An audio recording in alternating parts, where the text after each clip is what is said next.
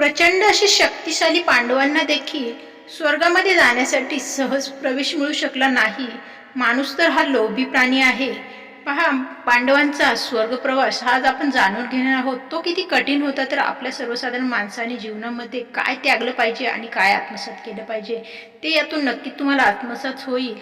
पांडवांनी 36 वर्ष हस्तिनापूरवर राज्य केले. पांडवांचे राज्य चालू असतानाच भगवान श्रीकृष्ण आणि बलरामने त्यांच्या शरीराचा त्याग केला होता.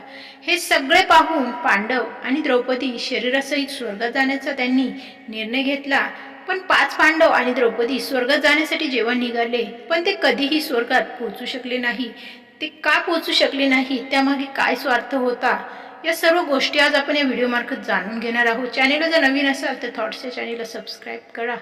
या 5 पांडवांमध्ये फक्त युधिष्ठिरच स्वर्गाच्या रस्त्यावर चालले आणि जिथे जाऊन त्यांनी पाहिले की दुर्योधन सारखा पापी हा तिथे आधीच पोहोचला होता, तेव्हा मात्र त्यांना आश्चर्य वाटले. असा प्रश्न आपल्यालाही बऱ्याचदा पडतो की वाईट राक्षसवृत्तीच्या लोकांनाही चांगलं का घडतं आणि चांगल्या लोकांशी वाईट का घडतं. तर त्यामागे देखील अशी काही कारणे आहेत जी आज आपण जाणून घेणार आहोत. जो स्वार्थ माणसाच्या आहे तो आज आपण जाणणार आहोत. नशिबात काय असतं आणि पांडवांमध्ये फक्त युधिष्ठिराला स्वर्ग का मिळाला हे पण आज आपण जाणणार आहोत. त्याआधी चॅनेलला नवीन असाल तर पुन्हा एकदा चॅनेलला सबस्क्राईब करा, व्हिडिओला लाईक करा.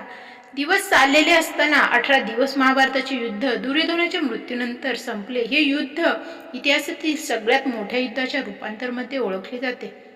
या युद्धानंतर आपल्या मुलांना गमावणारे धृतराष्ट्र आणि गांधारीला राजमहालातील ऐशो आराम हे आवडेनासे झाले होते. बऱ्याचदा आपली हार ही आपल्या वैभवाला देखील पराजित करून टाकते. त्यांना महालामध्ये एकटेपणा वाटू लागला. प्रचंड सुख असताना देखील त्यांना तो सुख नकोसं झालं होतं. त्यांनी त्या महालाचा त्याग करण्याचा निर्णय घेतला आणि कुठेतरी एकांत निवांत ठिकाणी जाऊन जिथे या सगळ्या ऐश्वर्यापासून आपल्याला सुटका मिळत येईल अशी मनस्थिती त्यांची निर्माण झाली होती. या मनस्थितीत त्यांनी जंगलामध्ये जाऊन आपलं पुढचं आयुष्य काढण्याचा निर्णय घेतला. ते दूर करण्यासाठी दोघांनीही राजमहल सोडून दिलं आणि आयुष्याच्या शेवटपर्यंत ते जंगलात जाऊन राहिले. दुसरीकडे भगवान श्रीकृष्णांचा यादुवंश हळूहळू संपला. श्रीकृष्णांचं कार्य देखील काही कर्मासाठी तिथे जे प्रस्थापित झालं होतं ते कार्य हळूहळू संपलं. त्यामुळे श्रीकृष्णाच्या पायामध्ये एक बाण लागल्याचे कारण होऊन श्रीकृष्णांनी सुद्धा त्यांची लीला संपवून ते तेथून निघून गेले.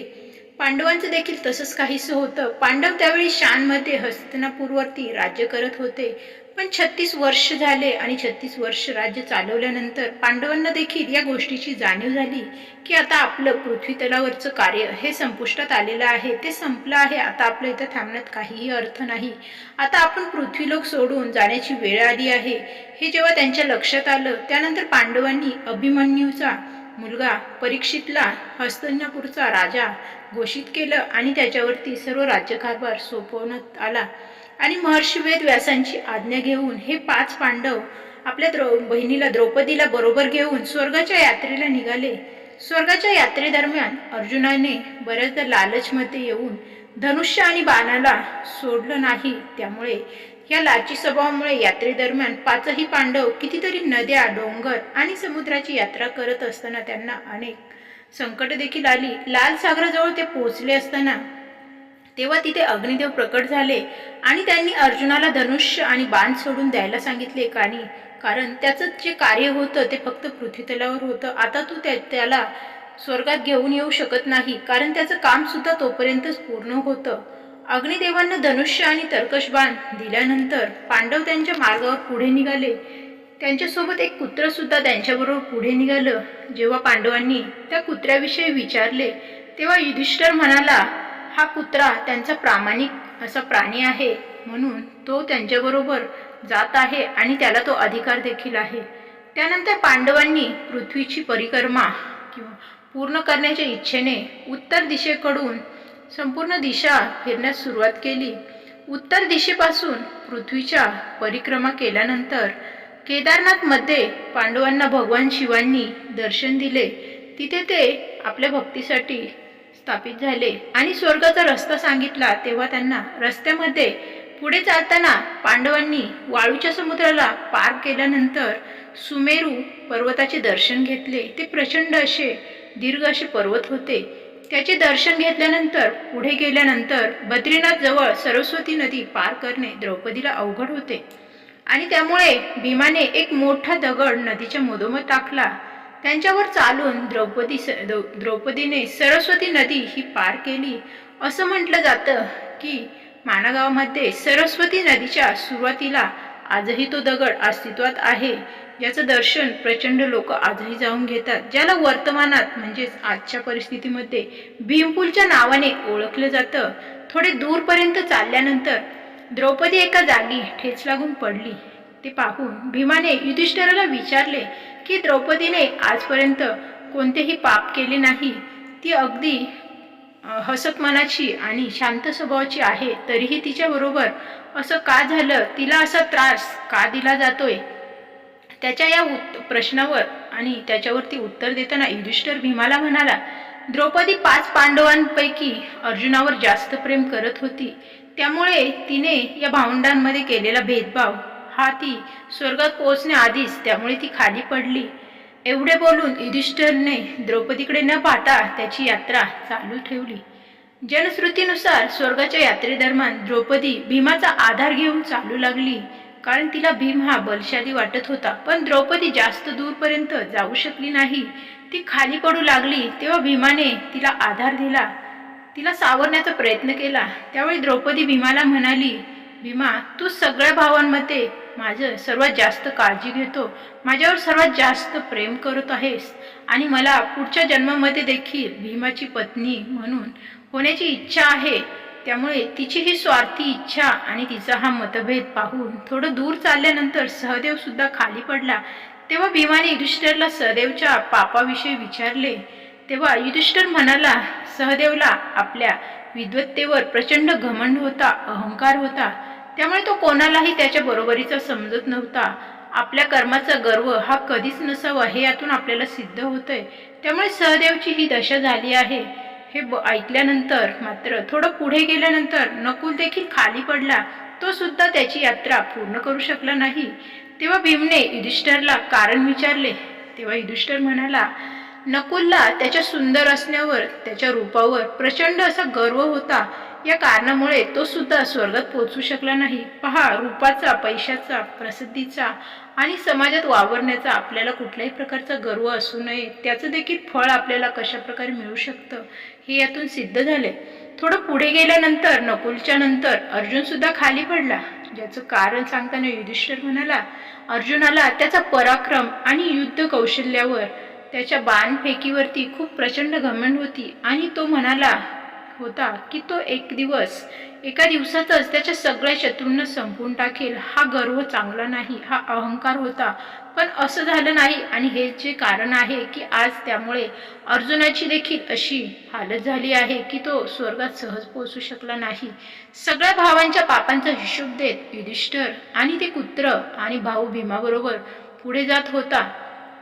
पुढे गेल्यानंतर भीम सुद्धा खाली पडला. तेव्हा भीमाने मात्र या सर्व गोष्टीचे कारण विचारल्यानंतर युधिष्ठिर भीमाला म्हणाला, तू खात खूप होता प्रचंड आणि तू तुझा शक्तीचा खोटा दिखावा करत होता. हेच कारण आहे की तुझी अशी हालत झाली आहे.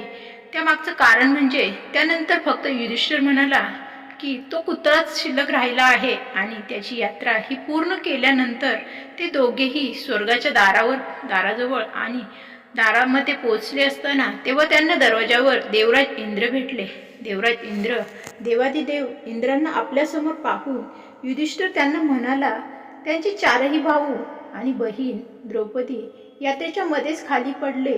त्यांची काही दुष्ट कारणे, त्यांचे काही अहंकार, स्वाभिमान, त्यांच्यामध्ये जे काही दुर्गुण होते ते सर्व काही गोष्टींची मला जाणीव झाली. त्यांना सुद्धा मात्र मला आपल्याबरोबर घेऊन या असं वाटत आहे.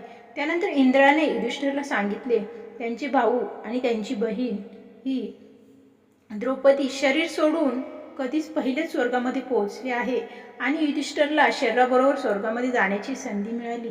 हा माणसाचा आत्मा हा खूप महत्त्वाचा असतो. शरीर हे नेहमीच नाचक असतं. देवराज इंद्र युधिष्ठिरला म्हणाले की ते कुत्र त्यांच्याबरोबर स्वर्गात जाऊ शकत नाही. त्यानंतर युधिष्ठिर म्हणाला की हे कुत्र सुद्धा स्वर्गात जाणार आहे म्हणून.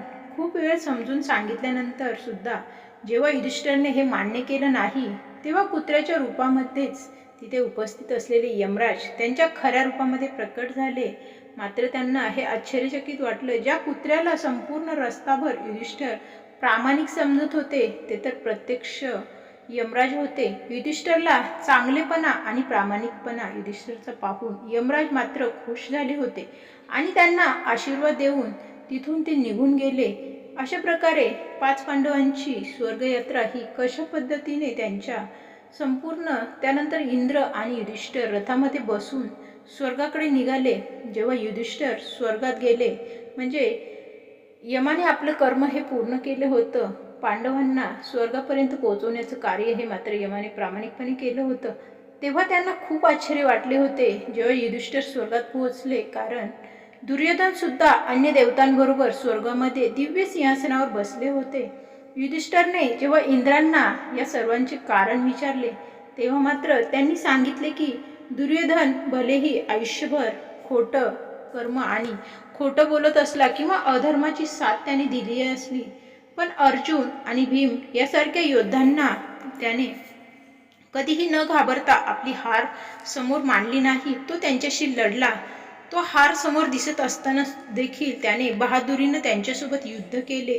प्रचंड अशा बलवान असलेल्या योद्ध्यांसोबत पराक्रमामुळेच त्याला आज हे स्थान मिळाले आहे. पहा, परिस्थितीशी समोर कितीही कठीण परिस्थिती असली, समोरचा कितीही बलवान असला तरी आपण हार न मानता आपली लढण्याची भूमिका ही नेहमीच ठेवली पाहिजे. हे यातून आपल्याला आज सिद्ध होतंय. युधिष्ठिराने पाहिले की त्यांचे भाऊ आणि द्रौपदी तेथे नाही. तेव्हा त्यांनी देवराज इंद्राला त्यांच्या भावांना भेटण्याची इच्छा सांगताना त्यांनी व्यक्त केली की त्यांचे भाऊ आणि द्रौपदीला ज्या लोकांमध्ये जागा मिळाली आहे त्यांना सुद्धा या लोकांमध्ये स्थान मिळावे अशी त्यांनी इच्छा व्यक्त केली. आपल्या भावांपेक्षा मोठे माझ्यासाठी काहीही नाही. या ठिकाणी त्यांचं भावांबद्दलचं प्रेम देखील व्यक्त होत आहे. त्यानंतर देवराज इंद्राने एका देवदूताबरोबर त्यांना पाठवले आणि देवदूताबरोबर चालता चालता युधिष्ठिर अशा एका रस्त्यावर पोहोचले. तिथे खूप प्रचंड असा अंधार होता. चारी बाजूंनी खराब वास येत होता आणि तिथे मात्र त्यांना आसपास शव पडलेले होते. ते शव रस्त्यांच्या अडचणींना वैतागून आणि युधिष्ठिरने देवदूताला विचारले की या रस्त्यावर पुढे अजून किती अशा प्रकारचे दूरपर्यंत आपल्याला चालायचे आहे जिथे इतक्या अडचणी आहेत. त्यांच्या उत्तरामध्ये देवदूतने युधिष्ठिरला सांगितले की खरं तर ते लोक नरकाच्या रस्त्यावर आहेत ज्यांनी वाईट कृत्य कर्म केले आहे. त्यामुळे नरकाच्या रस्त्यावर जाण्यासाठी हा आपल्याला त्रास सहन करावा लागत आहे. तेव्हा ते देवदूत म्हणाले की आपण ज्या रस्त्यावरून चाललो आहोत त्या रस्त्याला तुम्ही नाही आलात तर बरं होईल, पण मात्र आपल्या भावंडांप्रती असलेलं प्रेम पाहता त्यांनी त्या कठीण रस्त्याचा अवलंब केला आणि त्या रस्त्यावरून ते चालू लागले. पुढे त्या देवदूतासोबत जात असताना त्यांनी आपल्या भावंडांना भेटण्याचा निश्चय हा नक्की केला होता. देवतांना त्यांनी आदेश दिला. देवदूत म्हणाले की त्याला देवतांनी आदेश दिला आहे की जेव्हा तुम्ही चालताना थकताल तेव्हा मी तुम्हाला परत माघारी घेऊन येईल. त्यामुळे जर तुम्ही थकले असाल किंवा तुम्हाला परत मागे जायचे असेल, तुम्ही तुमच्या भावंडांना भेटू इच्छित नसाल, तुम्हाला जर या रस्त्यावरून जाण्याचा त्रास होत असेल तर तुम्ही माझ्यासोबत मागे येऊ शकता. जसे युधिष्ठिर मागे जाण्यासाठी वळले तेव्हा त्यांना तिथे दुःखी लोकांचे आवाज येऊ लागले जे त्यांना तिथेच थांबण्यासाठी सांगत होते. तेव्हा युधिष्ठिरने त्यांना नाव विचारले तर त्यांनी त्यांचे नाव कर्ण, अर्जुन, नकुल, सहदेव, भीम आणि द्रौपदी ही तर त्याची स्वतःची भावंडच होती. ही सर्व नावे त्यांनी ऐकली. त्याला ही नावं सांगितली. हे ऐकून युधिष्ठिर देवदूताला म्हणाला, तू परत जा, मी माझ्या भावांना सोडून कोठेही जाणार नाही. देवदूताने ही गोष्ट जाऊन इंद्रांना सांगितली आणि काही वेळानंतर देवराज इंद्र त्या ठिकाणी आले. त्या कठीण परिस्थितीमध्ये आपल्या भावंडांना सोडून न जाण्याचा निर्णय युधिष्ठिराने घेतला होता. तेव्हा इंद्र जेव्हा त्या ठिकाणी पोहोचले जिथे युधिष्ठिर होते, जेव्हा युधिष्ठिरने देवराज इंद्रांना विचारले हे सगळं काय आहे, तेव्हा देवराज इंद्रांनी सांगितले की तुम्ही अश्वत्थामाच्या मृत्यूची खोटी खबर देऊन आचार्य द्रोणाचार्यांचा वध केला होता. त्यामुळे युधिष्ठिरला धोक्याने काही वेळ नरकामध्ये वेळ घालवावा लागत आहे. असं त्यांना स्वर्गामध्ये जायचं आहे जिथे त्यांचे भाऊ आधीपासूनच उभे होते. पहा की युधिष्ठिराला देखील त्याच्या वाईट कर्माची कधी ना कधी जाव, जसं त्याने समोरच्याला धोका दिला त्याच पद्धतीने त्याला देखील धोक्यात ठेवून इंद्रदेवांनी त्यानंतर युधिष्ठिरने देव नदी गंगेमध्ये स्नान करून मानव शरीराला सोडून दिले आणि दिव्य रूप धारण केले आणि त्या रूपामध्येच ते स्वर्गात पोहोचले, जिथे अर्जुन, नकुल, सहदेव, भीम त्यांची वाट पाहत होते. युधिष्ठिरने पाहिलं की तिथे त्यांच्या भावांच्या बरोबरच भगवान श्रीकृष्ण देखील आणि द्रौपदी सुद्धा बसले होते. सर्वांना पाहून युधिष्ठिराला आनंद झाला होता. युधिष्ठिराने पाहिले की भीम वायुदेवतेजवळ बसले आहेत आणि नकुल आणि सहदेव ही त्याची भावंड अश्विनी कुमारांच्या जवळ बसले होते. आपल्या सगळ्या लोकांना, भावंडांना स्वर्गामध्ये पाहून युधिष्ठिराला प्रचंड आनंद झाला. ते प्रचंड खुश झाले. अशा प्रकारे स्वर्गामध्ये जाण्यासाठी देखील 5 भावंडांना आणि द्रौपदी त्यांच्या बहिणीलाच कशा प्रकारे त्रास सहन करावा लागला. त्यांच्या प्रचंड अशा महान कार्यामध्येच देखील त्यांची काही अहंकारी कृत्य दडलेले होते. त्यामुळे त्यांना देखील हा प्रवास कठीण झाला होता. चॅनलला नवीन असाल तर चॅनलला सबस्क्राईब करा. व्हिडिओ आवडल्यास व्हिडिओला लाईक करा. धन्यवाद.